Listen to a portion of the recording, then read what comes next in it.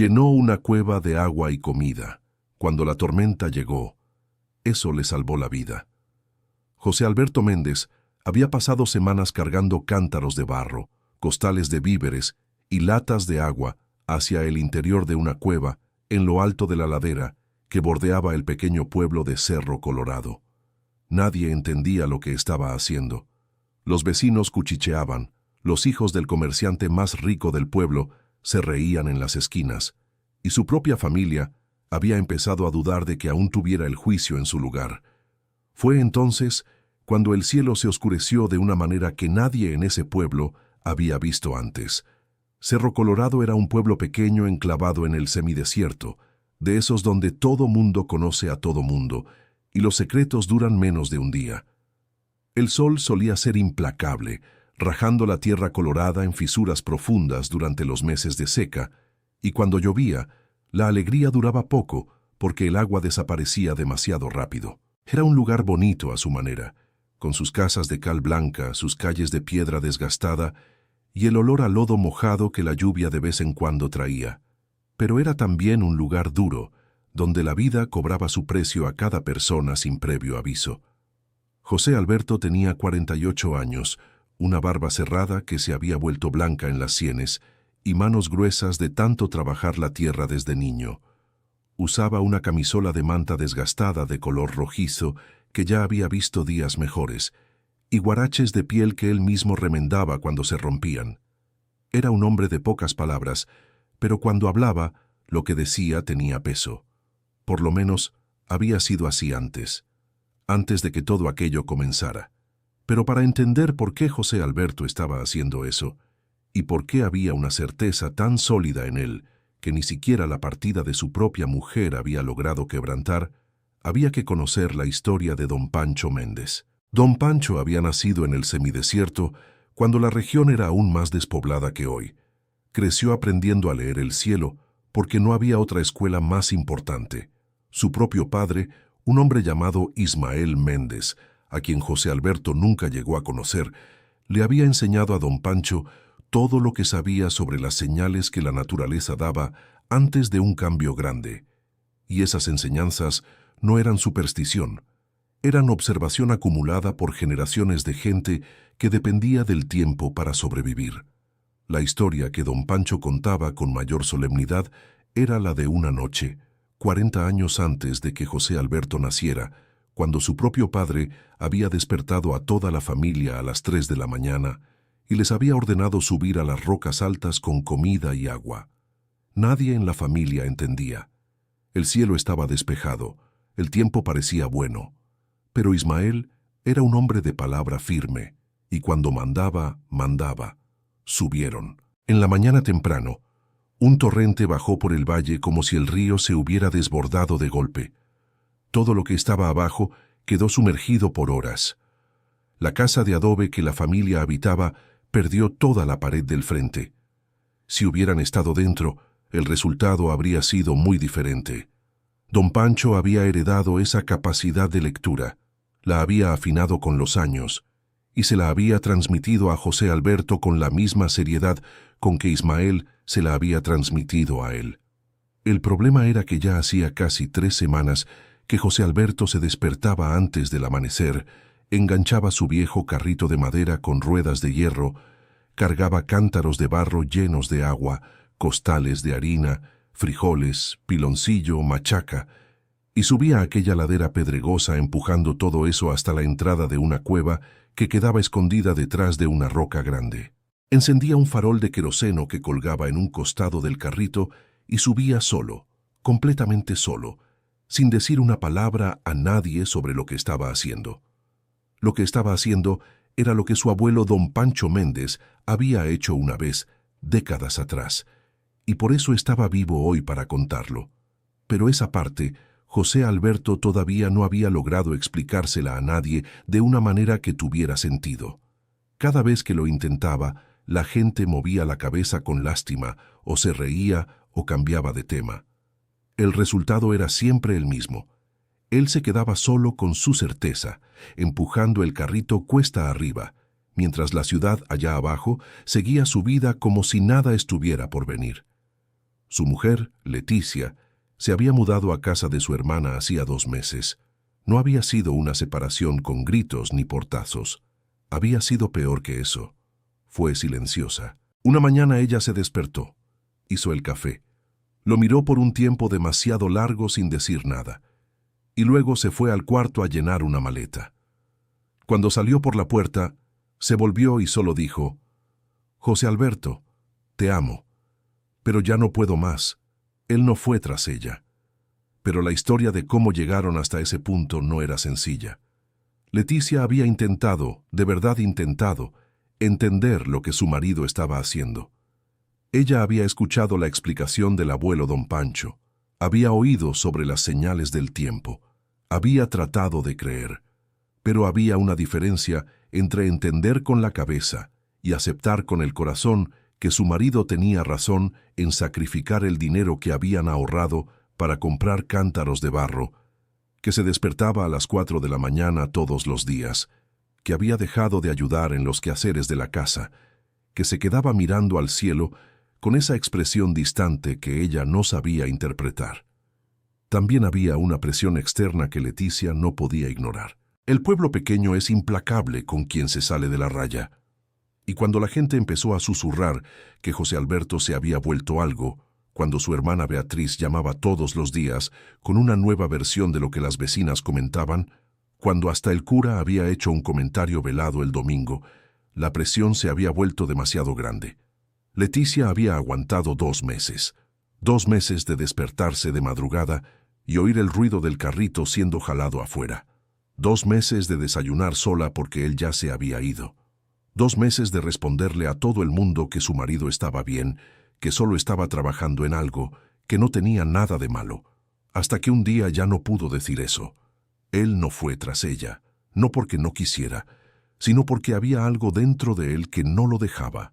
Una especie de urgencia que sentía en las entrañas, como una piedra caliente en el pecho que no se iba ni cuando dormía. Él sabía lo que se avecinaba. Lo sabía con la misma certeza con que sabía que el sol iba a salir cada mañana, y mientras lo supiera, no podía parar.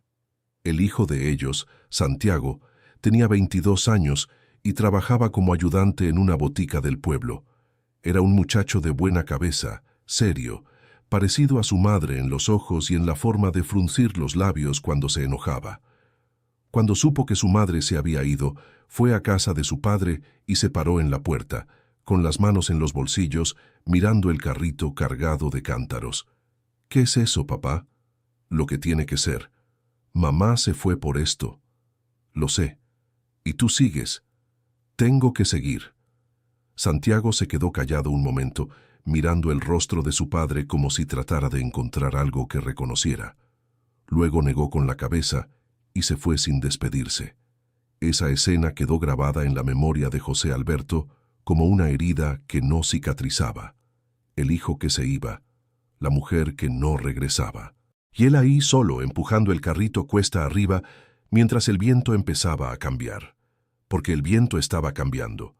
Ya hacía días que José Alberto lo notaba. Su abuelo don Pancho, que había vivido hasta los 87 años y visto cosas que la mayoría de la gente de Cerro Colorado jamás viviría, le había transmitido a José Alberto una sabiduría que no estaba en ningún libro. Era una sabiduría del olor del aire, del color del cielo antes del amanecer, de la forma en que las lagartijas desaparecían antes de un cambio grande, del modo en que las hormigas cargaban comida de una manera distinta cuando sabían que el tiempo se iba a cerrar. Don Pancho le había enseñado todo esto a su nieto durante años, sentado en el porche de la casa, mientras el sol se ponía en el horizonte rojo del semidesierto. «Chamaco, cuando el cielo se ponga de ese color cobre oscuro al atardecer 3 días seguidos y el viento se detenga por completo al 4.º día, empiezas a guardar agua y comida. No esperes, no, porque lo que viene después de eso no perdona a quien no está listo».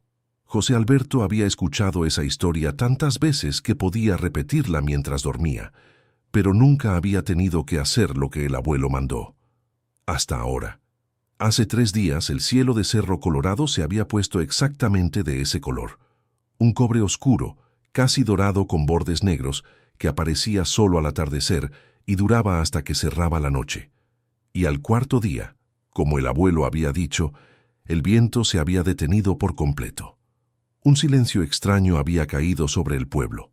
Los animales estaban inquietos, las gallinas no querían salir de los gallineros, los perros se quedaban con las orejas erguidas, mirando al horizonte, y José Alberto había empezado a correr no de miedo, sino de urgencia, porque lo que el abuelo había descrito después de esas señales era algo que el pueblo de Cerro Colorado jamás había enfrentado en toda la memoria de las personas más ancianas. Y José Alberto sabía que cuando llegara, llegaría de una vez. El dueño de la tienda de abarrotes principal del pueblo era un hombre llamado Don Refugio Salcedo. 55 años, barriga grande, pelo liso con brillantina y un modo de hablar que dejaba claro para todos que él se creía el hombre más importante del pueblo. Tenía dinero, tenía tierras, tenía influencia, y también tenía la costumbre de convertir todo lo que no entendía en motivo de burla. Lo que pocos sabían, y que José Alberto sabía porque había crecido en la misma calle que Don Refugio, era que la tienda había pertenecido al padre de Don Refugio, un hombre sencillo llamado Teodoro, que había construido el negocio con mucha dificultad. Don Refugio lo había heredado y ampliado, y en el proceso se había convencido de que el tamaño de la tienda era un reflejo del tamaño de su entendimiento sobre las cosas. Cuanto más grande la tienda, más razón tenía. Era una ecuación que funcionaba bien mientras nadie señalaba sus errores. Cuando Don Refugio erraba, su reacción habitual era cambiar de tema y atacar a quien había llamado la atención sobre el error. Era una defensa que había funcionado por años en un pueblo donde el poder económico silenciaba muchas cosas.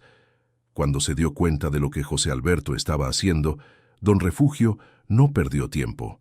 Empezó a contarles a todos que José Alberto había perdido la cabeza, que la partida de Leticia le había afectado el juicio, que era una lástima, porque José Alberto había sido un buen hombre, pero ahora estaba claramente loco. Pero había un segundo motivo, más práctico, que Don Refugio no verbalizaba. La tierra donde estaba la cueva era de José Alberto, heredada del abuelo Don Pancho, y Don Refugio había intentado comprar esa tierra 2 años antes, cuando José Alberto estaba pasando por una etapa de poco dinero, y José Alberto se había negado. La negativa le había sentado mal a Don Refugio, que no estaba acostumbrado a escuchar un no. Llamar loco a José Alberto le convenía por más de un motivo. El pueblo chico es así. Una palabra de quien tiene peso cae como piedra en lago tranquilo. Las ondas se esparcen rápido y llegan lejos. En menos de una semana, la mitad de la gente de Cerro Colorado creía que José Alberto se había vuelto loco. Doña Rosario, que tenía 71 años, vivía sola en el jacal de Bajareque, cerca de El Calvario, y había sido comadre de la madre de José Alberto. Era la única persona del pueblo que no se reía. Cuando las vecinas venían a contar las novedades, ella escuchaba en silencio, se secaba las manos en el delantal y decía: «El papá de José Alberto también era así, y el abuelo de él ni se diga. Esos Méndez siempre supieron cosas que el resto de nosotros no sabe». Las vecinas se reían y se iban. Doña Rosario se quedaba en el porche mirando al horizonte con esa expresión que las mujeres viejas y sabias tienen cuando saben que el mundo va a porfiar hasta que aprenda la lección. Doña Rosario había conocido al abuelo Don Pancho en persona. Habían crecido en la misma generación, asistido a las mismas fiestas, vivido en el mismo pueblo durante décadas. Ella recordaba el día en que Don Pancho había advertido que el pozo de la plaza se secaría antes de que terminara el verano, y todo el mundo se había reído. El pozo se secó 3 semanas después. También recordaba una vez en que Don Pancho había dicho que la cosecha de maíz de cierto granjero vecino no serviría, sin explicar por qué. El granjero lo había ignorado. La cosecha se pudrió por culpa de una plaga que nadie había previsto, excepto Don Pancho. Nadie le preguntaba nunca al viejo cómo sabía esas cosas. Era una mezcla de respeto e incomodidad ante la respuesta que podrían recibir. La gente prefiere el misterio cuando la explicación puede ser más aterradora que la ignorancia, pero Doña Rosario había preguntado: Una vez, décadas atrás, cuando ella era aún una mujer joven y curiosa, de un modo que la edad después va suavizando. Don Pancho, ¿cómo sabe usted estas cosas antes de que sucedan? El viejo la había mirado con aquellos ojos hundidos que parecían ver más lejos que el horizonte. Rosario, yo no sé nada antes de que suceda. Yo pongo atención en lo que ya está pasando, que la mayoría de la gente todavía no ha visto. No es adivinación, es lectura. Aprendí a leer lo que la tierra escribe en el cielo. Ella había guardado aquello dentro de sí durante décadas, y cuando vio a José Alberto subiendo con el carrito, reconoció la lectura. Las vecinas se reían y se iban. Doña Rosario se quedaba en el porche mirando hacia el horizonte, con esa expresión que las mujeres viejas y sabias tienen cuando saben que el mundo se empeñará hasta aprender la lección. José Alberto sabía que doña Rosario era una aliada, pero no tenía tiempo para conversación. Cada mañana era una carrera. Se despertaba a las 4, llenaba los cántaros en la cisterna que tenía detrás de la casa, cargaba el carrito, encendía el farol de queroseno y subía la ladera antes de que la ciudad despertara. Quería evitar las miradas, no por vergüenza, sino porque no tenía paciencia para explicaciones que nadie iba a creer. La cueva quedaba a unos 40 minutos de caminata desde la ciudad, escondida detrás de una formación de piedras que parecía un rostro cuando uno miraba desde cierto ángulo. Su abuelo la había descubierto cuando joven y nunca se la contó a nadie, excepto a José Alberto. Era un lugar grande por dentro, con un techo lo suficientemente alto para que una persona estuviera de pie sin agacharse, y profundo bastante para albergar a mucha gente si fuera necesario. El piso era de arena fina y seca, y había una grieta en el techo, allá al fondo, por donde entraba un hilo de aire fresco incluso en lo peor de la sequía. José Alberto había pasado días organizando todo con cuidado. Los cántaros de agua estaban alineados a lo largo de la pared derecha, tapados con pedazos de cuero para que no entraran bichos. Los costales de víveres estaban apilados en el centro, cubiertos con una lona vieja. Había llevado cobijas viejas, un farol más grande, cerillos, hierbas para curar fiebre y heridas, y un cuchillo de cocina porque en la vida práctica siempre hay algo que cortar. En aquella mañana específica, cuando el sol salió con un color diferente, más rojizo que amarillo, José Alberto se detuvo en medio del camino con el carrito y se quedó mirando el horizonte por un buen rato. El cielo estaba pesado, no de nubes aún, sino de una especie de presión, como cuando uno se mete dentro del agua y siente el peso de todo el líquido alrededor. El aire tenía un olor que reconocía de la descripción de su abuelo. Azufre mezclado con tierra mojada, viniendo de una dirección en la que no había llovido en meses. Aquello era la señal final. José Alberto dio media vuelta y bajó corriendo. Tenía que avisar a la ciudad. Leticia estaba ayudando a su hermana a tender la ropa en el tendedero cuando oyó la campanilla. Cuando abrió el portón y vio a José Alberto allí, jadeante, con la camisa empapada de sudor y los ojos con esa luz que conocía tan bien y que tanto la asustaba últimamente, cruzó los brazos y esperó. Leticia, escúchame. Por favor, solo esta vez. José Alberto, no te estoy pidiendo que vuelvas conmigo. Solo te pido que me escuches 5 minutos. Ella lo miró por un momento. Después abrió el portón un poco más. 5 minutos. Él entró, se quedó parado en medio del patio y lo dijo todo de una vez. El cielo, el viento, el olor, lo que el abuelo le había enseñado, lo que venía, la cueva, lo que había preparado. Habló sin parar, sin apartar la mirada de ella, y cuando terminó, estaba temblando ligeramente, como hacía cuando estaba muy emocionado. Leticia se quedó callada por un largo momento. Lo conocía desde hacía 25 años. Sabía cuándo mentía, cuándo exageraba, cuándo se empecinaba, y también sabía cuándo hablaba con toda la seriedad que llevaba en el pecho. ¿Cuándo crees que llega? Esta noche. Mañana en la mañana a más tardar. ¿Y estás seguro de eso? Tengo la misma seguridad que tenía el abuelo Pancho, y el abuelo Pancho nunca se equivocó. Ella se mordió el labio. La hermana había aparecido en la ventana de la cocina, escuchando todo con una expresión desconfiada. «¿Va a ser esa tormenta de la que no dejas de hablar?», gritó la hermana Beatriz desde la ventana. «José Alberto, ya asustaste bastante a mi hermana con ese cuento». «Doña Beatriz, con todo respeto, no estoy aquí para asustar a nadie. Estoy aquí para avisar». «¿Avisar de qué? ¿Del temporal que no se cierra desde hace 3 meses?» José Alberto no le respondió a Beatriz. Mantuvo la mirada en Leticia. «Voy a subir a la cueva esta tarde. Quiero que tú y Santiago vengan conmigo, y quien más quieran traer». «José Alberto». «Leticia, por favor». Ella cerró los ojos por un segundo. Cuando los abrió, había algo diferente en ellos. No era convicción aún, pero era atención. La atención de quien conoce demasiado bien a una persona para ignorarla cuando lleva el corazón en la mano. «Voy a hablar con Santiago». Él asintió, dio media vuelta y se fue sin mirar atrás, porque sabía que si lo hacía, no podría irse. Querido oyente, si te está gustando la historia, aprovecha para dejar tu like y sobre todo suscríbete al canal. Eso ayuda mucho a los que estamos empezando, ahora continuando. El camino hasta la botica donde trabajaba Santiago llevó a José Alberto por dentro del pueblo, lo que significaba pasar frente a la tienda de abarrotes de don Refugio Salcedo.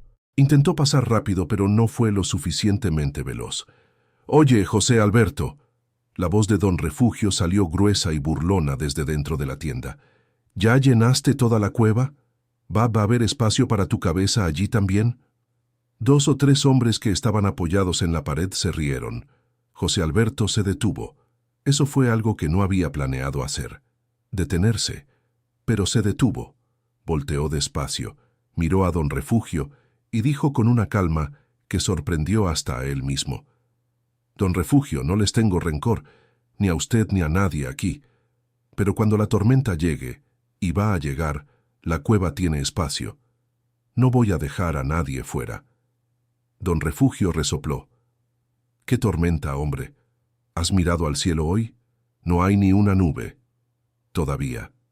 José Alberto dio media vuelta y se fue.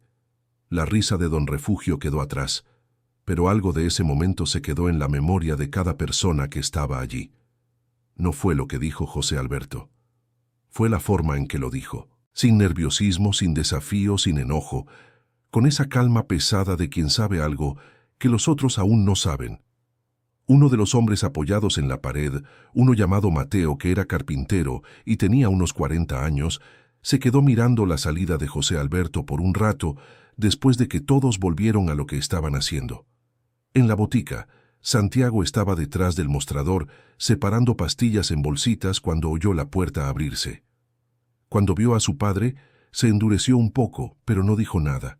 «Santiago, papá, necesitas ir a la cueva esta tarde con tu madre». «Papá, no empieces». «Santiago». La voz de José Alberto cambió en ese momento. Más baja, más pesada, como cuando se ponía con toda la seriedad que tenía. «Hijo, mírame». Santiago lo miró. «Sé que crees que he perdido el juicio.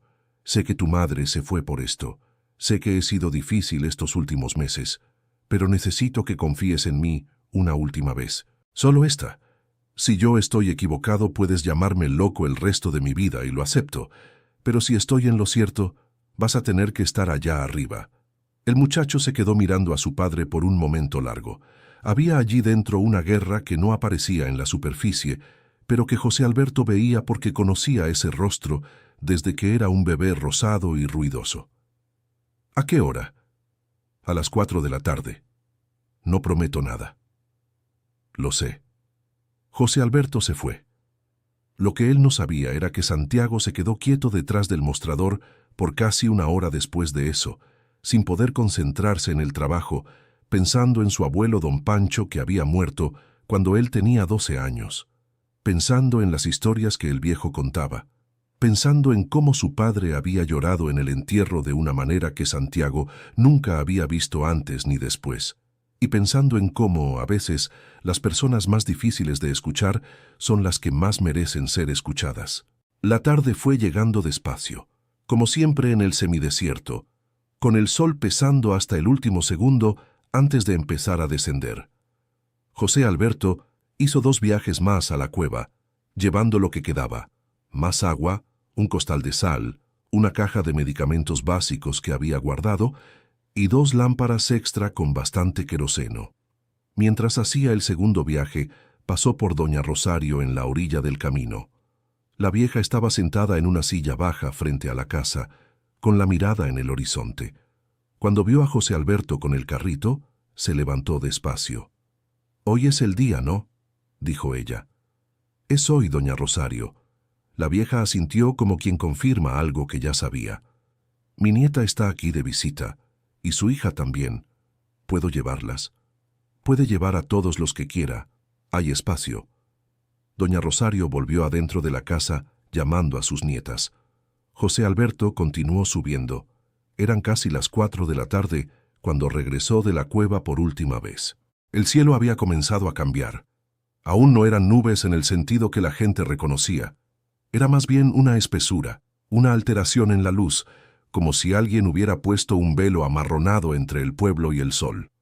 El calor se había vuelto diferente también, más sofocante, más pegajoso, como cuando entras a un cuarto cerrado que ha estado calentándose todo el día. José Alberto se detuvo frente a la casa, miró al cielo por un momento, luego entró y tomó lo que quedaba por llevar. Fue entonces cuando oyó pasos en la banqueta. Eran Leticia y Santiago. Leticia llevaba una mochila en la espalda y un costal en la mano. Santiago cargaba una bolsa y una expresión que intentaba no mostrar lo asustado que estaba. José Alberto los miró sin decir nada por un segundo. «Vinieron». «Vinimos», dijo Leticia. Su voz estaba controlada, pero sus ojos decían otra cosa.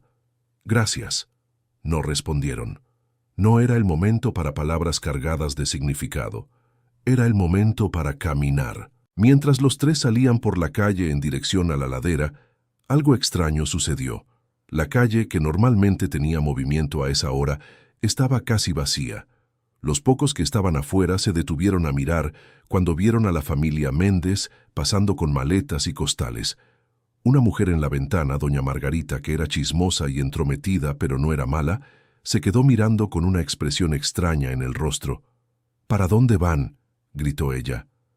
«Para la cueva», respondió José Alberto sin detenerse. «Si el cielo se oscurece más, usted viene también». Margarita iba a responder algo, pero en ese momento un viento caliente pasó por la calle. Un viento que no debía estar allí, porque había estado completamente quieto todo el día. Y ese viento tenía un olor. Margarita cerró la ventana sin decir nada. Mateo, el carpintero, estaba en el taller cuando oyó el viento y sintió ese olor. Dejó el cepillo sobre la mesa de trabajo, fue hasta la puerta y se quedó mirando el horizonte. En el horizonte había algo que nunca había visto en 40 años del semidesierto. Una especie de muralla oscura, baja todavía, pero visiblemente moviéndose hacia el pueblo. No eran nubes comunes. Era algo más denso, más sólido, como una pared. Mateo fue al teléfono y llamó a su cuñado.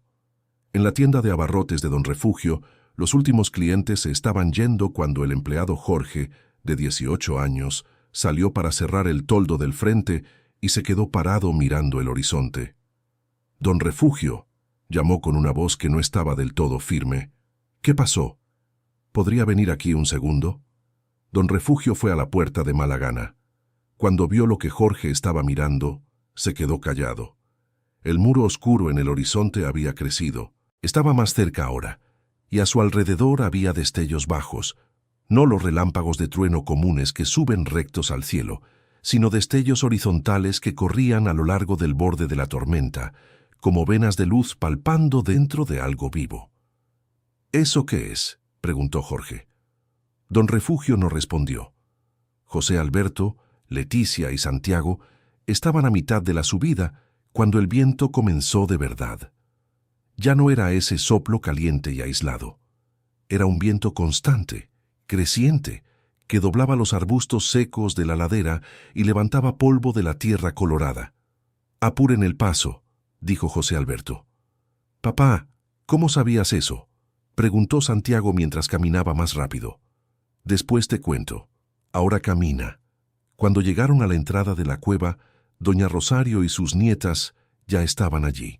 Las nietas eran dos mujeres jóvenes, una de unos 25 años y la otra de tal vez 18. Y estaban sentadas en la piedra a la entrada de la cueva con las maletas en el regazo, mirando al valle allá abajo con los ojos muy abiertos. Desde lo alto de la ladera, la vista era de un impacto que ninguna palabra logra hacer justicia. La tormenta venía de una manera que solo quien está frente a ella puede entender. El cielo al sur se había vuelto completamente negro. No el negro de la noche que es suave y estrellado, sino el negro denso y vivo de algo que absorbe la luz. Y dentro de ese negro había destellos que iluminaban la nube por dentro como si hubiera fuego allí. Y había un sonido. No era el trueno todavía, era algo anterior al trueno. Un rumor bajo, constante, como si la tierra estuviera reclamando de algo que venía por encima de ella. «Entren», dijo José Alberto. «Todos entren ahora». Las nietas de doña Rosario fueron las primeras en entrar. La vieja entró despacio, apoyándose en el brazo de la nieta mayor, sin quitar los ojos de la tormenta. Leticia y Santiago entraron juntos. José Alberto se quedó en la entrada por un momento, mirando al pueblo allá abajo. El pueblo comenzaba a moverse. Podía ver desde aquí arriba las luces encendiéndose en las ventanas, la gente saliendo a las banquetas, los carros que empezaban a moverse en las calles. El pueblo había despertado tarde para lo que se avecinaba, pero había despertado. Quería bajar. Quería gritarle a cada persona en la calle que subiera. Pero la tormenta llegaba más rápido de lo que había calculado, y la ladera descubierta no era lugar para estar cuando aquello tocara tierra. «José Alberto», la voz de Leticia vino desde dentro de la cueva. «Entra». Dudó un segundo más, y fue en ese segundo que vio, al inicio del camino que llevaba a la ladera, una figura corriendo. Era Mateo, el carpintero. Detrás de Mateo venían 3, 4, 5 personas, corriendo con bolsas y costales improvisados, tropezando con las piedras del camino. José Alberto bajó 2 escalones de la piedra y se quedó en la entrada gritando para que vieran dónde estaba la cueva. «¡Aquí! ¡Por aquí!». El viento se había vuelto tan fuerte que su voz apenas llegaba hasta ellos, pero Mateo lo vio, porque conocía el camino, y les hizo señas a los otros para que lo siguieran. Entraron a tropezones, jadeantes, empapados de sudor. Mateo, su esposa embarazada, Guadalupe, el vecino Pascual con sus 2 hijos pequeños, la maestra Lulú que vivía cerca de la escuela, y detrás de todos, tambaleándose, doña Margarita, la de la ventana, con un niño en brazos que José Alberto no reconocía. «¿Viene más gente?», preguntó José Alberto a Mateo. «No sé, salí corriendo cuando vi aquello». Mateo tenía la respiración entrecortada. «José Alberto, ¿eso qué es? Esto no es lluvia normal». «No, no lo es». «Tú lo sabías». Lo sabía. Mateo se quedó mirándolo por un segundo con una expresión que José Alberto Méndez no logró identificar. Después asintió una vez, como quien cierra una cuenta que estaba pendiente. «Necesito cerrar la entrada», dijo José Alberto. «Hay una lona grande aquí». Juntos, él y Mateo jalaron una lona gruesa que José Alberto había amarrado en puntos estratégicos en la piedra alrededor de la entrada. No sellaba por completo, pero bloquearía la fuerza del viento y parte del agua. Mientras trabajaban, el rugido de afuera había aumentado a un punto que dejaba a los niños en la cueva con los ojos llenos de lágrimas de susto. Guadalupe, la embarazada, se había sentado en el suelo con la espalda contra la pared y respiraba hondo tratando de controlarse. Leticia fue hacia ella automáticamente, se sentó a su lado, puso la mano en su hombro. «¿Cuánto tiempo de embarazo?», preguntó en voz baja. 7 meses. «Está bien. Estás bien. Respira conmigo». Santiago, que se había quedado parado en silencio desde que llegaron a la cueva, fue hasta el lampión que estaba encendido en el centro y ajustó la llama. La luz aumentó, iluminando los rostros de todos. Había en la cueva, en ese momento, 14 personas. Adultos, niños, una embarazada, una anciana de 71 años. Y entonces la tormenta llegó. El sonido fue tan súbito y tan fuerte que los niños gritaron, y los niños fueron abrazados por los adultos más cercanos en un movimiento que no necesitó de combinación previa. Era un rugido que llenaba todo el espacio disponible, que vibraba en las paredes de piedra y hacía balancear la linterna, aunque estuviera protegida. Por el borde de la lona que cubría la entrada, empezó a entrar agua. No entraba con fuerza, porque la lona aguantaba bien, pero escurría por la piedra y formaba un hilo fino en el suelo. José Alberto observó aquello por un momento y quedó satisfecho. La lona estaba funcionando. Lo que nadie había calculado era el ruido. El ruido era de una violencia que va más allá de lo que el cuerpo humano está preparado para escuchar sin sentir miedo. Era el sonido de una fuerza que no reconoce nada construido por el hombre como obstáculo. Y para 14 personas dentro de una cueva, escuchando aquello sabiendo que era eso lo que estaba del lado de afuera, fue un momento que separó el tiempo en antes y después. Doña Rosario estaba sentada en una cobija doblada que la nieta había arreglado para ella en el suelo. La anciana tenía los ojos cerrados y las manos en el regazo, quieta de un modo que parecía casi sereno. La nieta más chica, Paulina, se quedó observando a la abuela por un momento y entonces preguntó muy bajito: «Abuelita, ¿usted tiene miedo?» Doña Rosario abrió los ojos. «Tengo, hija, pero tengo miedo aquí adentro.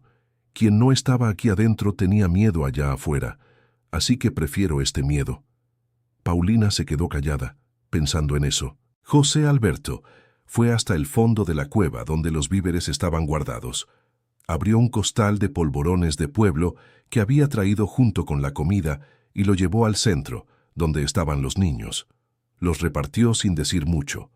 Los niños tomaron en silencio, masticando con esa manera automática que tienen los niños cuando están asustados pero hambrientos al mismo tiempo. Santiago fue hacia él mientras volvía a la entrada para revisar la lona. «Papá». José Alberto se detuvo. «¿Cuánto dura esto?» «No sé a ciencia cierta. El abuelo decía que las que él vio duraban una noche entera». «¿Una noche entera?» «Sí». Santiago miró la lona que temblaba con el viento de afuera. Luego miró a su padre. ¿Cómo sabía el abuelo esas cosas? De la tormenta, de las señales. José Alberto respiró hondo. Él era hijo de vaquero. Creció en medio del semidesierto cuando no había nada aquí, ningún pueblo, ningún camino. Era su abuelo quien le enseñaba a leer el tiempo, y el abuelo de su abuelo antes de eso. Así sobrevivían. Le ponían atención al cielo, a los animales, al olor del aire. Eran como libros escritos por gente que aprendió de la tierra. Santiago se quedó en silencio por un momento. ¿Por qué no explicaste eso antes? ¿Por qué te quedabas callado cuando preguntábamos por qué estabas haciendo esto? José Alberto Méndez se volvió hacia su hijo, y había en su rostro una tristeza antigua. Porque lo intenté. Intenté explicarle a tu madre, intenté explicarles a los vecinos, intenté hablar con don Refugio Salcedo, que se rió en mi cara. Después de un tiempo, se vuelve difícil seguir explicando cuando nadie quiere escuchar. Entonces, empiezas a hacer solo lo que hay que hacer y te callas. Santiago bajó la mirada. Debí haber escuchado. Estás aquí.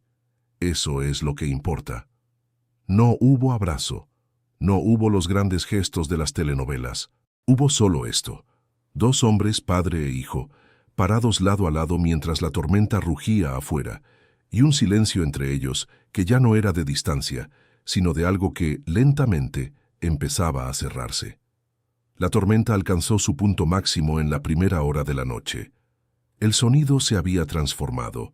Ya no era solo viento. Era viento con lluvia, y la lluvia golpeaba las piedras con una violencia que sonaba como granos de arena lanzados contra una superficie dura en cantidad industrial. La lona de la entrada resistió, pero los bordes vibraban continuamente, y por la parte de abajo, un hilo de agua corría y formaba un pequeño charco que José Alberto Iba evacuando con un trapo viejo cada media hora. Los niños de Pascual, un niño de 7 años llamado Rodrigo y una niña de 5 llamada Valeria, habían dejado de llorar después de la primera hora. Rodrigo se había acurrucado en un rincón con una cobija y se había quedado mirando la llama del candil con ese enfoque absoluto que tienen los niños cuando están procesando algo demasiado grande para entender. Valeria se había dormido en el regazo de su padre con la facilidad de una niña pequeña que en cualquier otra circunstancia habría sido una gracia, pero allí era un alivio. Guadalupe, la embarazada, había estado bien durante la primera parte de la noche, pero cerca de la medianoche empezó a sentir contracciones. No eran todavía las contracciones del trabajo de parto, los intervalos eran largos y la intensidad moderada, pero suficientes para dejar a Mateo blanco como la cal. Leticia lo notó antes de que Mateo dijera algo. Era el tipo de observación que las mujeres desarrollan a lo largo de años de cuidar a otros. Una atención a los micromovimientos del cuerpo, a la respiración que cambia, a la forma diferente en que una persona sostiene su propio vientre. «Guadalupe», dijo con voz tranquila y firme a la vez, «¿qué estás sintiendo?» «Unos apretones», respondió la joven tratando de aparentar que no era nada. «Debe ser solo el susto». «¿Desde hace cuánto?» «Unos 20 minutos. Pero pasa».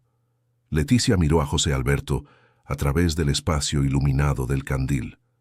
Él había captado el significado de esa mirada. «¿Cuánto tiempo hay entre un apretón y otro?», continuó Leticia. «Unos 15 minutos más o menos». Leticia respiró. 15 minutos estaba bien. Era el espacio que tenían. «Está bien. Quédate acostada aquí, con la cabeza en mi regazo. Eres fuerte y el bebé es fuerte». Le echamos ojo. Mateo se quedó mirando a su esposa con una mezcla de terror e impotencia que es específica de los maridos en situaciones de parto, y José Alberto puso la mano en el hombro del carpintero por un segundo, firme, sin decir nada. Era el tipo de contacto que decía, «Estoy aquí, está controlado, no estás solo». Mateo asintió con la cabeza sin palabras. La noche cayó sin que nadie se diera cuenta exactamente de cuándo, porque la oscuridad de la tormenta era tan total que el oscuro de la noche no hizo mucha diferencia. Dentro de la cueva, los candiles ardían con fuerza, y José Alberto fue cuidadoso para que nadie se quedara sin luz en ningún momento. Guadalupe se había dormido recostada contra la pared, con la cabeza en el hombro de Mateo. El niño que había traído doña Margarita, un pequeño de unos 5 años llamado Daniel, era su nieto, y se había dormido en el regazo de la bisabuela con el pulgar en la boca. La maestra Lulú había empezado a conversar con las nietas de doña Rosario, y las 3 hablaban en voz baja al fondo de la cueva. Pascual, el vecino que había llegado con los hijos, era un hombre tranquilo de unos 50 años que trabajaba como albañil. Después de un rato, se acercó a José Alberto y se quedó a su lado sin decir nada por un buen minuto. «Te debo una disculpa, José Alberto», dijo por fin. «¿Por qué?» «Porque yo era uno de los que se reían cuando subías con la carretilla. Creí que te habías vuelto algo». «Está bien, Pascual». «No está bien. Tus hijos están aquí. Mis hijos están aquí porque tú hiciste esto». «No está bien, no. Es mucho más que eso». José Alberto no supo qué responder. Nunca fue bueno para recibir agradecimiento. Se quedó mirando la lona de la entrada y asintió una vez con la cabeza, de un modo que Pascual interpretó como lo que era una aceptación, sin rencor. Querido oyente, si estás disfrutando la historia, aprovecha para dejar tu like y, sobre todo, suscríbete al canal. Eso ayuda mucho a los que estamos empezando. Ahora continuamos. La tormenta duró hasta casi el amanecer. En cierto momento de la madrugada, cuando el sonido empezó a disminuir un poco, Leticia fue a sentarse al lado de José Alberto. Él estaba recostado contra la pared, cerca de la entrada, con los ojos abiertos, como hacía cuando estaba pensando mucho. «José Alberto», dijo ella muy bajito para no despertar a los que dormían. «Leticia, necesito decirte algo». Él esperó. «No me fui porque pensara que estabas loco». Ella hizo una pausa escogiendo las palabras con cuidado. Me fui porque tenía miedo, no de la tormenta. Tenía miedo de que tuvieras razón. Él se volvió hacia ella con una expresión que no era de enojo ni de alivio, sino de genuina sorpresa. ¿Cómo así? Si estuvieras loco, era fácil.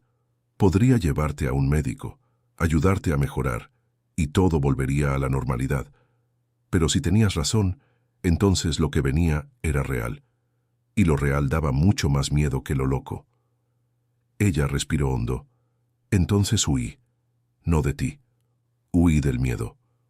José Alberto se quedó mirándola por un largo momento. ¿Y ahora? Ahora ya no hay cómo huir del miedo. El miedo está aquí. Afuera. Ella miró la lona que aún temblaba ligeramente. Y yo estoy aquí adentro contigo. No era una declaración de que todo estaba resuelto. José Alberto lo sabía. Leticia lo sabía. Pero era el comienzo de algo que ambos habían perdido en los últimos meses: la honestidad. La capacidad de decir lo que estaba debajo de lo que estaba encima. Él puso su mano sobre la de ella, despacio. Ella no la retiró. Se quedaron así hasta que el ruido empezó a disminuir de verdad. Cuando el primer rayo de luz entró por el borde de la lona, fue como si toda la cueva exhalara al mismo tiempo. Las personas que dormían se fueron despertando poco a poco, desorientadas por un segundo, y luego recordando dónde estaban y por qué. Los que ya estaban despiertos se levantaron y se dirigieron hacia la entrada. José Alberto fue el primero en soltar la lona. Lo que estaba afuera era diferente a cualquier cosa que hubiera visto en su vida. La ladera había sido barrida. Los arbustos que había a lo largo del camino habían sido arrancados o aplastados. La tierra roja estaba cubierta por una gruesa capa de lodo rojizo, con piedras y ramas que la tormenta había traído de algún lugar. Y allá abajo, en el valle, el pueblo de Cerro Colorado seguía en pie pero transformado. Había agua en todas las calles. No era una inundación en el sentido de una lámina de agua profunda como la que ves en las ciudades grandes.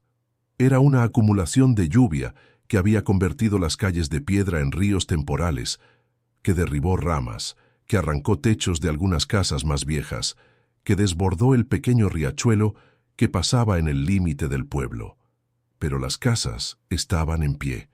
Las personas, al menos las que estaban en la cueva, estaban bien. Mateo fue el primero en hablar después de un largo silencio. Mi casa. Vamos a ver, dijo José Alberto. Pero tú estás bien. Guadalupe está bien. El bebé está bien. Lo demás lo resolvemos. El descenso fue lento y cuidadoso, porque la ladera estaba resbaladiza con el lodo. José Alberto fue al frente, probando el camino, extendiendo la mano para ayudar a quien lo necesitaba. Pascual fue justo detrás, sosteniendo a los hijos por los brazos. Doña Rosario bajó con una determinación de quien ya ha visto cosas peores en la vida, apoyada por su nieta mayor sin quejarse una sola vez. Cuando llegaron al pueblo, las primeras personas que vieron fueron vecinos que salían de las casas con expresiones de impacto. La tormenta había dejado marcas visibles en cada esquina: tejas caídas, árboles arrancados, lodo en las banquetas, vidrios rotos. Pero las paredes estaban en pie. Nadie se había lastimado de verdad. Cuando la pequeña procesión de personas que había pasado la noche en la cueva entró a la calle principal, comenzó a formarse un grupo a su alrededor. Vecinos que no habían ido, vecinos que se habían quedado en casa con miedo, vecinos que habían improvisado refugio en el fondo de sus casas. Y en medio de ese grupo, José Alberto vio a don Refugio Salcedo.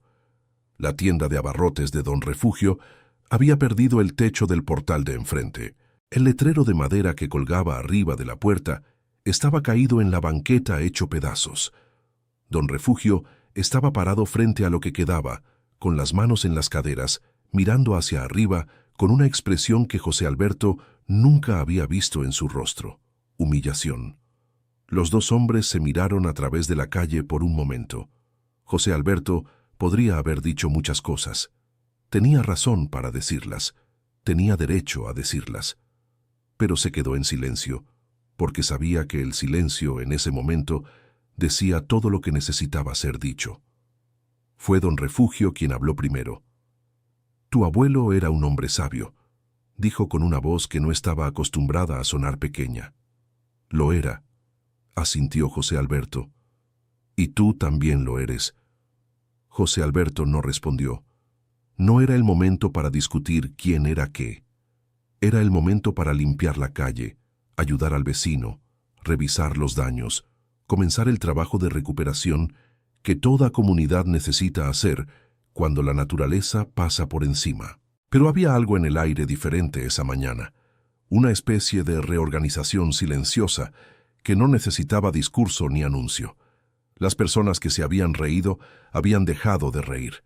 Las personas que habían desconfiado estaban revisando sus conclusiones. Y José Alberto Méndez, que durante meses había sido llamado loco, estaba siendo mirado de una manera completamente diferente.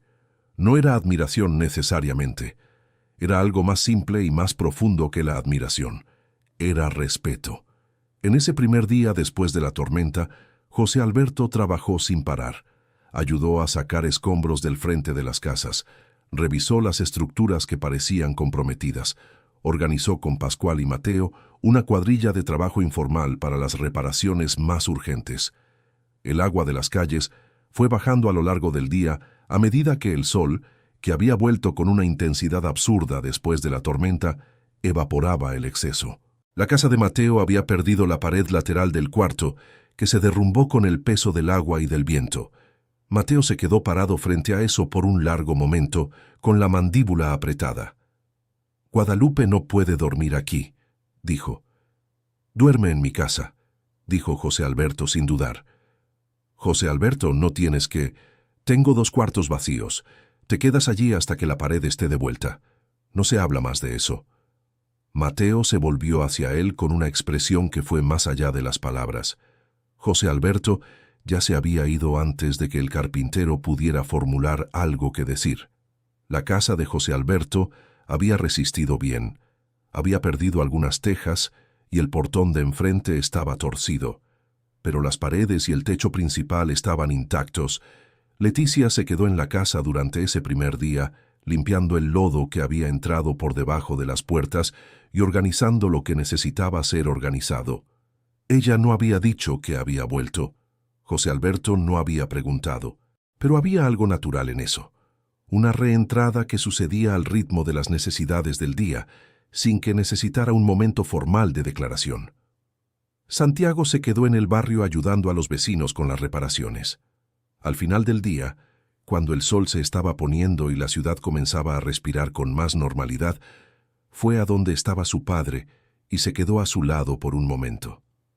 «Papá, necesito pedirte disculpas». «Hijo, no, déjame hablar». Santiago se detuvo, ordenando las palabras que había estado ensayando todo el día. «No te creí. Y no fue por falta de evidencia, fue por orgullo, porque quería que estuvieras equivocado, porque si estabas equivocado, yo tenía razón al pensar que la situación de la familia era tu culpa, pero no estabas equivocado, nunca lo estuviste». José Alberto se quedó mirando a su hijo. «¿Sabes qué es más difícil que cargar cántaros de barro cuesta arriba?», dijo después de un momento. «¿Qué?». «Saber algo y no poder hacer que nadie lo crea, pero saberlo de todos modos, y hacerlo de todos modos».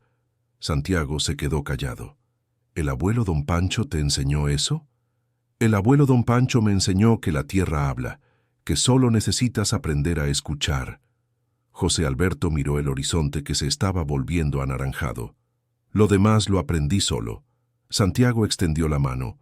José Alberto miró esa mano por un segundo. Luego jaló a su hijo para un abrazo que duró más tiempo del que cualquiera de los dos había esperado. Ninguno de los dos dijo nada más. No hacía falta. La gran sorpresa de la noche en la cueva no había sido la tormenta. Había sido que, 2 horas después de que las contracciones de Guadalupe comenzaran, dejaron de espaciarse y empezaron a acercarse. Cuando el intervalo bajó a 6 minutos, Leticia tomó el control de la situación con una firmeza que sorprendió a todos, incluso a ella misma. «Mateo, te vas a quedar aquí al lado de tu esposa y vas a sostener su mano cuando ella lo necesite». No te vas a desmayar, no te vas a poner en pánico, vas a respirar junto con ella. Miró a la nieta mayor de doña Rosario, una muchacha llamada Adriana, que había mencionado en algún momento de la noche que era técnica en enfermería en un pueblo vecino. «Adriana, te necesito aquí». Adriana fue sin dudar. «Ya participé en un parto así», dijo la muchacha en voz baja a Leticia mientras se colocaba. «En la práctica, pero nunca fui la primera en todo». «Sabes más que yo», dijo Leticia. «Entonces tú toma el mando. Yo estoy aquí a un lado».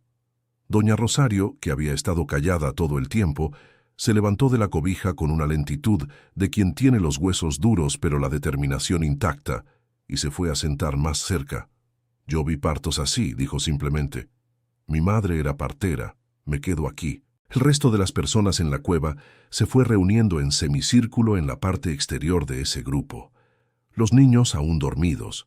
Los hombres de pie con expresiones graves de quienes sienten que algo importante está sucediendo, pero no saben exactamente qué hacer. José Alberto se quedó cerca de la entrada, de espaldas al grupo, revisando la lona. Era lo más útil que podía hacer en ese momento. Asegurarse de que la lluvia no entrara más de lo que estaba entrando. Pero lo escuchaba todo. Guadalupe era una muchacha fuerte. Tenía 26 años, un cuerpo acostumbrado al trabajo y un coraje que no sabía que tenía hasta esa noche. Cuando el dolor se volvió más intenso, no gritó, no chilló, apretó los dientes y respiró como Adriana le iba enseñando. Y Mateo sostuvo su mano con una fuerza que dejó marcas rojas en los dedos de su esposa, que solo aparecieron al día siguiente. 1 hora y 20 después de que las contracciones comenzaran a espaciarse de verdad, con la tormenta aún rugiendo afuera, el bebé de Mateo y Guadalupe nació dentro de esa cueva. Era niña. Y berreó como si fuera la cosa más natural del mundo, como si no notara que estaba viniendo al mundo en un lugar oscuro y pedregoso, con una tormenta como música de fondo. Su berrido llenó la cueva de un sonido que era el exacto opuesto de todo lo que había llenado ese espacio en las horas anteriores. No era el rugido de la tormenta, era la vida respondiendo al rugido con su propia voz. Rodrigo, el niño de 7 años que había pasado horas mirando la llama del quinqué, miró a la bebé con los ojos abiertos y dijo con esa seriedad de los niños que aún no saben que el asombro debe controlarse: «Nació aquí». «Nació», confirmó José Alberto Méndez, quien se había volteado al oír el llanto. «¿Cómo se va a llamar?» Mateo, que tenía la cabeza apoyada en la pared y los ojos empañados de un modo al que claramente no estaba acostumbrado, miró a Guadalupe. Ella estaba agotada, con la bebé en el pecho, pero tenía una sonrisa en el rostro que era de un tipo específico. La sonrisa de quien acaba de hacer lo más difícil y lo más importante de la vida. «Paz», dijo Guadalupe, por cómo llegó, en medio de una tormenta, y llegó en paz. Hubo un silencio diferente después de eso. El tipo de silencio que no es ausencia de ruido, porque la tormenta seguía afuera. Era el silencio interno de 14 personas que acababan de ver algo que nunca olvidarían. Doña Rosario se secó el ojo con el delantal, disimuladamente, pensando que nadie la vería. Pero José Alberto Méndez la vio, y eso quedó en su memoria para el resto de su vida, con una nitidez que los momentos verdaderos siempre tienen. Los días que siguieron fueron de reconstrucción, no solo de las casas, sino de muchas cosas que se habían quebrado antes de la tormenta. Leticia regresó a casa sin ceremonia, como si el tiempo que había pasado con su hermana hubiera sido una especie de respiro necesario, y no un final. Ella y José Alberto Méndez no retomaron exactamente donde estaban porque la vida nunca funciona así. Retomaron desde un lugar diferente, un lugar donde las dos personas involucradas sabían un poco más sobre sí mismas que antes. Todavía había tensión. Había asuntos que necesitaban hablarse con cuidado, recuerdos difíciles de meses de silencio y distancia, palabras que habían quedado sin decir por demasiado tiempo y que ahora debían decirse con cuidado para no causar más daño que cura. Pero también había una disposición para conversar que no existía antes, y esa disposición hacía toda la diferencia. Una de esas conversaciones ocurrió una tarde de llovizna, 10 días después de la tormenta. La llovizna era algo que Cerro Colorado recibía con gratitud, porque era la lluvia buena, la que entra en la tierra despacio sin arrastrar nada. Leticia había hecho café, y los dos estaban en el portal, uno al lado del otro, sin hablar por un tiempo que pudo haber sido incómodo, pero no lo era. Entonces Leticia dijo: «Hay algo que necesito preguntarte, y no tienes que responder hoy si no quieres». «Pregunta». «Cuando me fui». Hizo una pausa. «¿Te enojaste conmigo?» José Alberto Méndez pensó antes de responder que era su manera. «Me entristecí». «Enojo no es la palabra correcta». «¿Cuál es la palabra correcta?» «Solitario», dijo después de un momento. «Ya me sentía solitario desde hacía mucho tiempo, porque nadie creía en mí. Cuando te fuiste, la soledad se convirtió en otra cosa, se volvió más pesada». Miró el café en el vaso. «Pero no era enojo, porque entendí por qué te fuiste. Lo entendí mejor de lo que imaginas». Leticia se quedó en silencio. «Yo me siento culpable por eso», dijo. «No hace falta. José Alberto Méndez, te quedaste solo haciendo algo que salvó la vida de personas, y yo estaba con mi hermana juzgándote». «No estabas juzgando, estabas asustada. Te dije que lo entendí». La miró de lado. «Y regresaste. Cuando importó, regresaste». Eso no borraba el dolor, pero era verdad, y la verdad tiene un peso que el dolor, con el tiempo, aprende a respetar. Un mes después de la tormenta, el pueblo de Cerro Colorado se había reorganizado de un modo que la tormenta había paradójicamente ayudado. Las personas que habían pasado la noche en la cueva junto con José Alberto Méndez habían formado entre sí un vínculo que no había existido antes. Pascual y Mateo se volvieron amigos de verdad, no solo vecinos de saludo. La maestra Lulú había creado un grupo de apoyo para las familias con más daños, y doña Rosario, que ya era respetada por la edad y por su memoria larga, se había convertido en una especie de ancla afectiva para muchas personas que necesitaron procesar el susto. Don Refugio Salcedo se había quedado callado. No desapareció, no cerró la tienda de abarrotes, pero había algo en él que era diferente, más cuidadoso, menos dado a la broma fácil. Un día, entrando a la tienda a comprar sal gruesa, José Alberto vio a don Refugio detrás del mostrador y los dos se miraron por un momento. «¿Cuánto debo?», preguntó José Alberto, colocando el paquete de sal en el mostrador. «No debe nada», dijo don Refugio sin cambiar la expresión. «Don Refugio, yo pago lo que es mío. Y yo doy lo que es mío». El hombre empujó el paquete de vuelta hacia el lado de José Alberto. «No es mucho, pero es lo que tengo». José Alberto se quedó mirando aquel paquete de sal por un segundo. Luego lo tomó, asintió una vez en dirección a don Refugio y salió.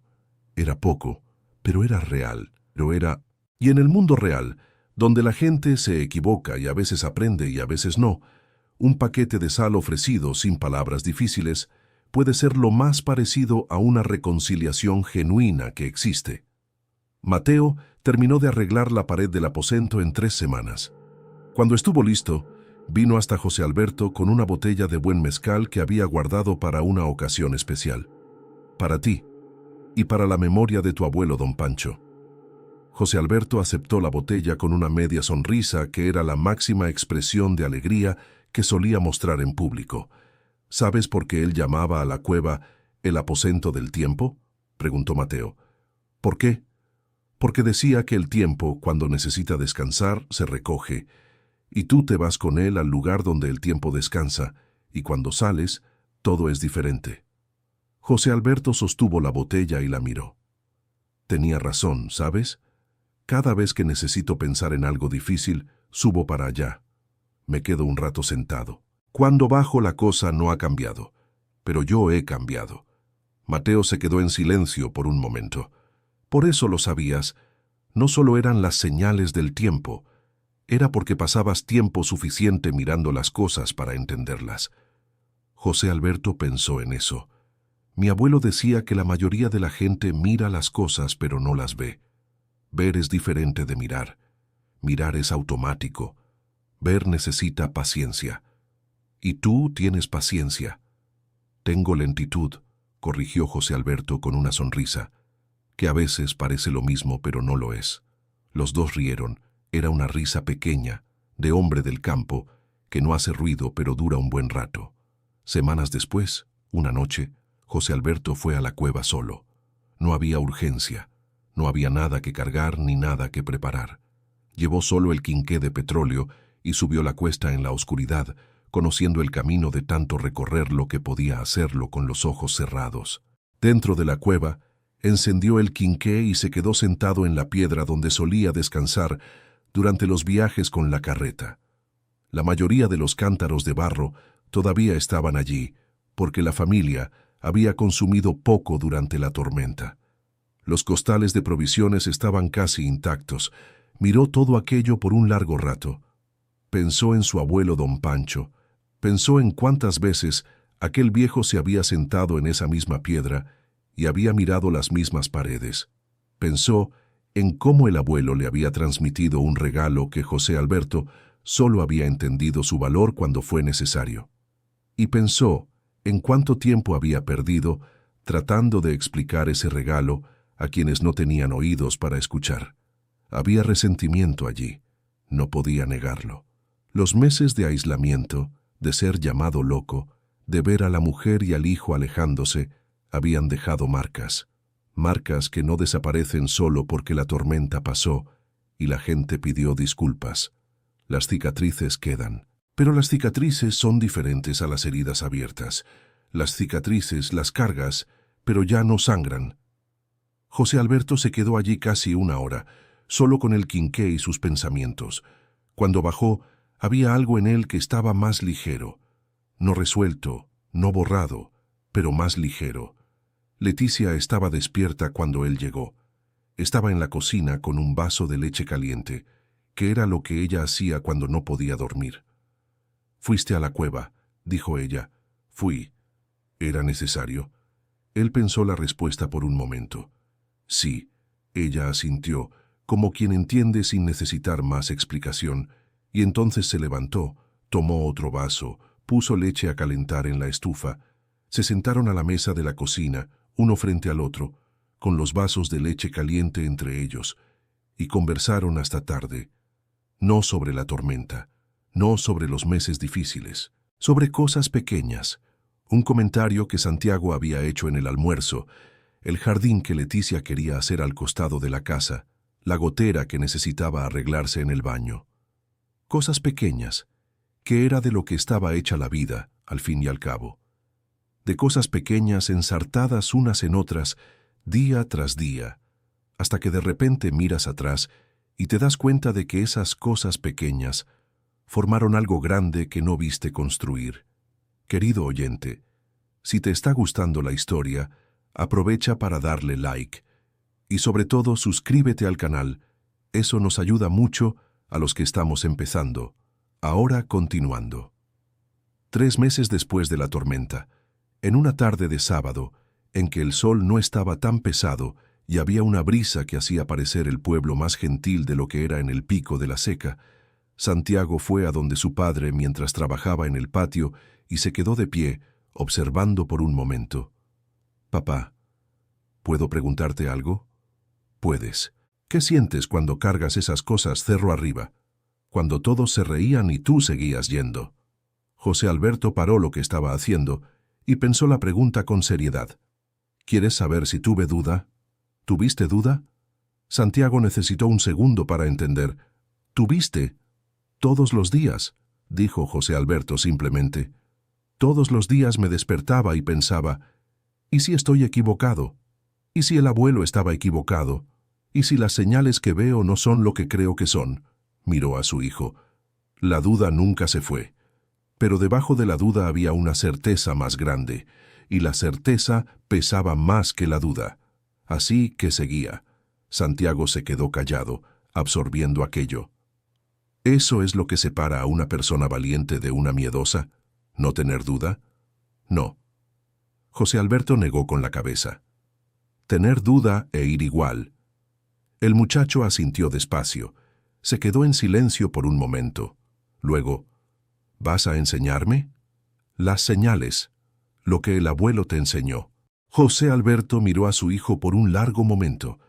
Había allí algo que no esperaba sentir tan pronto, una especie de continuidad, como cuando plantas un árbol y no esperas ver el fruto, pero de repente el árbol está dando fruto frente a ti y te das cuenta de que el tiempo pasó, pero pasó hacia algo bueno. Lo haré, dijo, pero vas a tener que tener paciencia, porque esto no se aprende rápido. Esto se aprende viviendo. Santiago asintió. Tengo tiempo. Y José Alberto sonrió de verdad, de una manera que Leticia, que estaba en la ventana de la cocina escuchando todo sin que ninguno de los dos lo supiera, había olvidado que él sabía hacer. Ella se alejó de la ventana con los ojos llorosos, volvió a la estufa donde estaba cocinando, y se quedó un rato con la cuchara en la mano, sin mover la olla, dejando que algo caliente y bueno se esparciera por el pecho. Era gratitud, se dio cuenta. Gratitud de estar viva, de haber vuelto, de haber llegado a tiempo, aunque fuera por un segundo, de no perder lo que casi había dejado escapar. En un pueblo pequeño como Cerro Colorado, los eventos grandes dejan un rastro largo. La tormenta había pasado hacía 3 meses, pero aún era el tema principal de cualquier charla. La gente contaba dónde estaba cuando empezó, qué sintieron, qué perdieron, qué se salvó. Las historias crecen en las charlas, y la historia de la cueva de José Alberto había crecido bastante. Había versiones exageradas circulando, como siempre pasa. Versiones en que José Alberto había predicho el día y la hora con precisión absoluta. Versiones en las que había salvado a 50 personas. Versiones en que la cueva estaba llena de provisiones para un año entero. La versión real era más sencilla, y de cierta forma más bonita que cualquier exageración. Un hombre escuchó lo que su abuelo le enseñó, hizo lo que tenía que hacer aunque nadie creyera en él, y cuando llegó el momento, hubo un lugar cálido y seguro para quien lo necesitaba. Eso era todo, y eso era mucho. Doña Rosario, que era la persona más antigua de la calle y tenía la costumbre de decir verdades que los más jóvenes evitaban decir, fue quien mejor resumió lo que había pasado. Una tarde en que estaba sentada en su portal, y Leticia pasó con un cesto de compras. «Leticia», la llamó la vieja. Leticia se detuvo. «¿Sabes por qué regresaste?», preguntó doña Rosario. «Porque amo a José Alberto». «Todo el mundo ama a alguien. Eso no es suficiente. Regresaste porque eres valiente. Solo que tu valentía tarda un poco más en aparecer que la de José Alberto. La de él aparece cuando hay peligro. La tuya aparece cuando el peligro pasa y ves lo que casi perdiste». Leticia se quedó mirando a la vieja sin saber qué responder. «No te estoy criticando, muchacha.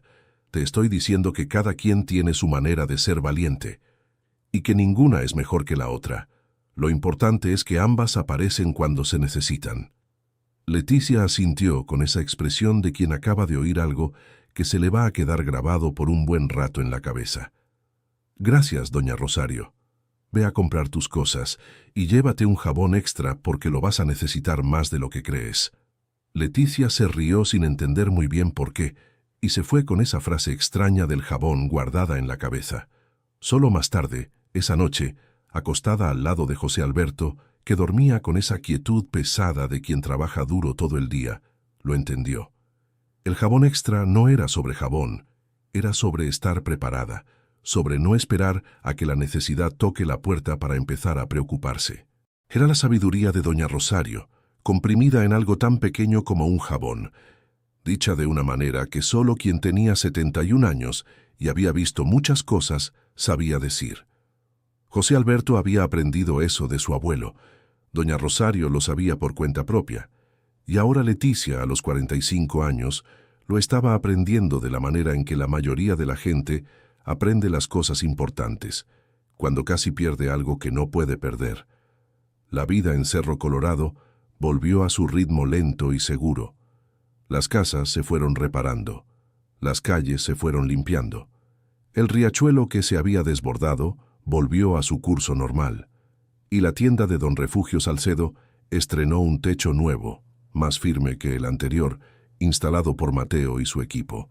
Había una ironía silenciosa en eso que todo el pueblo notó sin comentar directamente. El techo de la tienda de abarrotes del hombre que se había reído de José Alberto había sido arreglado por el carpintero que había sobrevivido gracias a José Alberto. La vida tiene un sentido del humor peculiar, pero la historia de Don Refugio y José Alberto no terminó en el paquete de sal. 2 semanas después de la tormenta, Don Refugio apareció en la casa de José Alberto una tarde. Tocó el portón torcido, esperó a que José Alberto saliera a su encuentro y se quedó afuera con el sombrero en la mano, lo cual era en sí mismo algo que nadie en el pueblo había visto antes. ¿Puedo pasar?, preguntó. José Alberto abrió el portón. Se sentaron en el portal, los dos. Leticia trajo café sin que se lo pidieran y se metió adentro sin quedarse a escuchar, que era su manera de respetar sin dejar de ayudar. Don Refugio se quedó con el café en el regazo un momento sin beberlo. «Vine a decirte algo que te debo desde hace más tiempo del que imaginas», empezó. José Alberto esperó. «Cuando intenté comprar esta tierra hace 2 años y tú la rechazaste, me enojé. Y cuando empezaste con eso del carrito y la cueva, fui el primero en llamarte loco». Don Refugio hizo una pausa. «Pero no era solo por la tierra, era porque me hiciste sentir como un idiota con esa negativa. Dijiste que la tierra no estaba en venta por ningún precio y delante de otras personas. Eso me dolió más que el negocio en sí». «Lo sé», dijo José Alberto. «Lo sabes. Eres orgulloso, Don Refugio. Todo el mundo lo sabe. Tú también lo sabes. No había crueldad en eso. Era una observación directa. No lo dije para humillarte, lo dije porque era la verdad.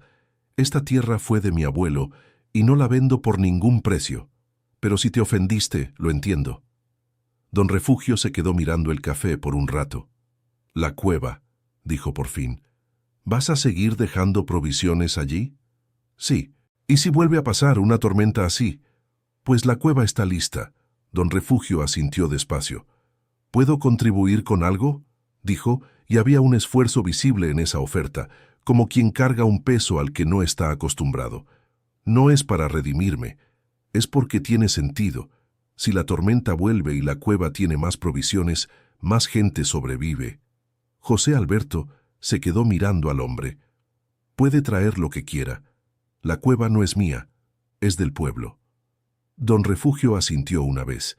Se bebió el café de un trago. Se levantó, se puso el sombrero, se fue sin dar la mano. Pero había algo en su postura al salir que era diferente de cómo había entrado. Más pequeño, no humillado, sino más pequeño en el buen sentido. Ese que ocurre cuando un hombre suelta algo pesado que ha estado cargando por demasiado tiempo. José Alberto siguió yendo a la cueva de vez en cuando. No para llevar provisiones, todavía no, porque la certeza urgente que había sentido antes ya había pasado. Pero iba para sentarse, para escuchar el silencio, para mirar el valle allá abajo y dejar que los pensamientos se asentaran como polvo después de una ráfaga de viento. A veces Santiago lo acompañaba. Se quedaban allí 1 hora, el padre enseñándole al hijo a mirar el horizonte de la manera correcta, a observar el comportamiento de los animales, a sentir el cambio en el aire con una atención que tomaba años desarrollar. Santiago era un buen alumno. Tenía la misma paciencia tranquila que su padre, debajo de una capa de jovialidad que se iba equilibrando con el tiempo. Una de esas tardes, sentados en la piedra cerca de la entrada de la cueva, José Alberto le contó a su hijo algo que nunca le había contado a nadie. Cuando el abuelo don Pancho estaba por irse, me llamó cerca de la cama. «Tú eras pequeño. ¿Recuerdas que te fuiste a casa de tu abuela?» «Fue en ese viaje». Santiago asintió. El abuelo me tomó la mano y dijo: «José Alberto, te pasé lo que pude, pero hay una cosa que vas a aprender solo». Se detuvo como si estuviera escuchando la voz del abuelo de nuevo. Dijo: «El error más grande que comete un hombre es guardar lo que sabe solo para él mismo, porque cuando se va, lo que sabía se va con él. Así que algún día tú pásalo hacia adelante». Santiago se quedó callado por un momento. «¿Por eso me estás enseñando?» «Por eso». El sol se estaba poniendo detrás de la línea de piedras en el horizonte, tiñendo el cielo de un naranja que había aprendido a ser hermoso después de tanta oscuridad. Los dos se quedaron viendo en silencio, uno al lado del otro, con la cueva detrás de ellos, llena de cántaros y costales, que esperaban pacientemente el próximo momento en que serían necesarios. Y José Alberto Méndez, que había pasado meses siendo llamado loco, que había perdido el sueño, la compañía de su mujer, la confianza de su hijo, todo por una certeza que nadie quiso escuchar, miró ese horizonte y sintió dentro del pecho una cosa muy simple: paz, no la paz de quien ya no tiene problemas. Había muchos problemas todavía. Estaba la pared de Mateo que necesitaba la última mano de pintura. Estaba la conversación que él y Leticia aún tenían que tener sobre los meses difíciles que habían quedado sin resolver. Estaba el futuro de Santiago, que quería ir a estudiar a una ciudad más grande, y José Alberto aún no sabía cómo lidiar con eso. Había 1000 cosas que la vida normal tiene de complicado y que no desaparecen solo porque el cielo se despeja. Pero la paz de quien hizo lo que había que hacer, cuando había que hacerlo, como sabía hacerlo, aunque fuera solo, aunque no hubiera aplausos, aunque todos estuvieran mirando y riendo. Esa paz que el abuelo había prometido y que José Alberto había dudado que existiera, estaba ahí, real, concreta como la piedra donde estaba sentado, pesada y buena como la noche que comenzaba a caer sobre Cerro Colorado. Fin de la historia. Esta fue una historia que tocó nuestros corazones de una manera especial. Si te emocionó, cuéntanos en los comentarios lo que sentiste. ¿Crees que José Alberto hizo bien al continuar solo? Deja tu like, suscríbete al canal y compártelo con alguien que necesite escuchar esto hoy.